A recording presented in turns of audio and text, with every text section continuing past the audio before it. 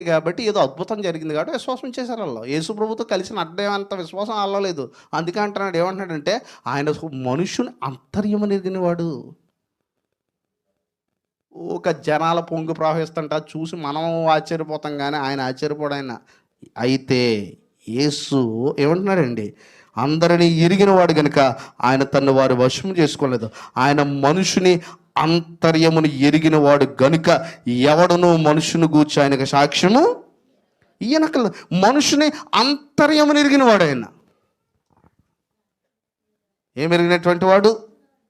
మనుషుని అంతర్యమును ఎరిగినటువంటి వాడు ఆయన. కనుక ఆయన తను వారు వశం చేసుకోలేదు. అంటే ఇక్కడ చక్కని మాట ఉంది.